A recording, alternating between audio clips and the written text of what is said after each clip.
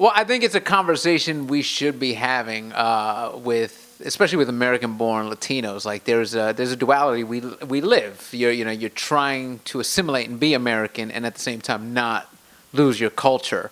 And if you go too far one way, your family will call you a sellout. Like I come back and visit, and if I do things that aren't the norm, it's like, oh, look at this guy.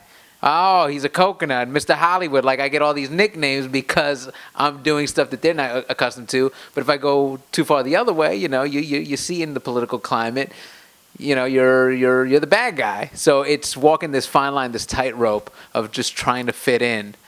Well, from the beginning, I think in her mind she had a prototype of who she wanted me to date, who she wanted me to marry. I think for her, there's always that, you're going to marry your mom. So for her, I think she was looking forward to me settling down with, a nice, Latina woman who would, do the traditional things that, are expected of a wife. And I ended up going the opposite direction. It was a white woman, works a white collar job. She's a very modern woman, doesn't cook. One time she tried to cook. She burnt spaghetti, which I still don't know how you burn spaghetti, but she did. So I think my mom has always been fighting me on little things like that, because for her it's, she doesn't want us to lose that identity, doesn't want us to lose the culture. So for her, it's like, oh, what are you doing?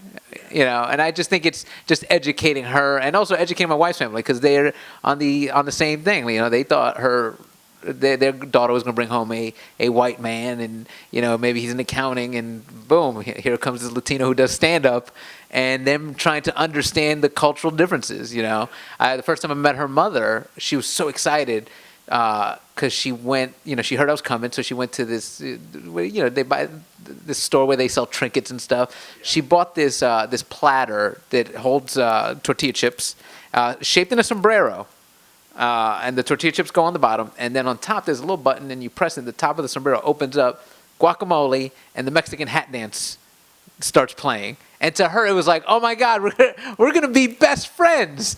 And in my head, I'm like, this is culturally not correct, but luckily for you, I'm a stand-up, and I'm gonna talk about it. My wife, she gets what I do for a living. The kids are still young enough; they don't understand. So I still got a good 10 years before they start finding stuff on YouTube and going, wait a second, Dad, you're talking about us. I think everybody's excited just because I never try to dismiss them or talk down about them. It's always about me and my experience with my family. So anything you hear about my wife, I'm not making fun of her per se. I'm teasing the situation we're in. Yeah. When I talk about her in the special, about her doing white people stuff, it's funny to me because these are new situations that I'm not used to. There's a bit where I talk about her buying tickets to go to an escape room. That's not something I grew up with. My family has, my mother probably has never been to an escape room. And that's not something you could sell her on. Like, hey, Mom, I'm going to take you to a place. They're going to lock the doors, and we're going to have to try to find clues to get out. My mother would be like, no, I'm not. What? That's ridiculous.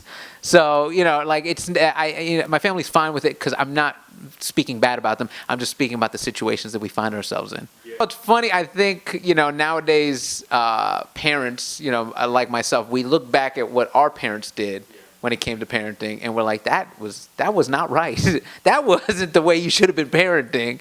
And we try to take on a new, it's almost like being in a new world. Like I'm learning parenting for the first time because I can't go back to the prototype my father left me, because my father's unemotional. I think he said, I love you one time, and it was like, I love you to move out in front of the television.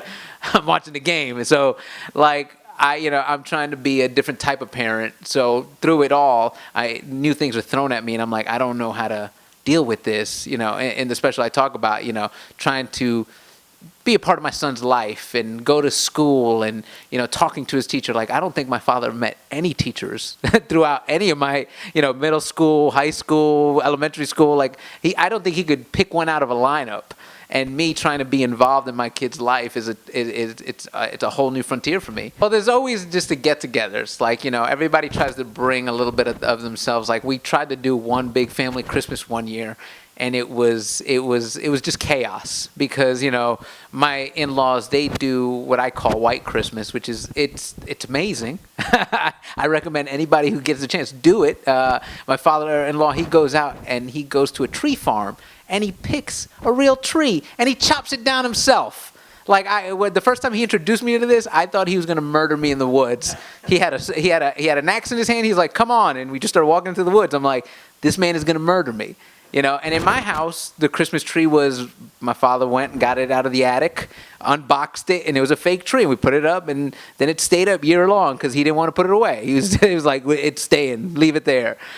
So the one year we tried to get them all together, it was just constant, just a tug of war of my mother and her traditions and my mother-in-law and her traditions and them trying to coexist, and it was just complete chaos. Like they do turkey for Thanksgiving, for Christmas, which is a beautiful thing, like a full turkey meal, and my mother wanted to make pernil, which is like this pork dish. So watching them fight in the kitchen, because my mother's always been supreme boss in the kitchen, and now she's got to share the kitchen with this woman who's in her way, and vice versa. It was just complete chaos. So now we do separate Christmases. If you got separate Christmases, that's the way you keep them together and happy.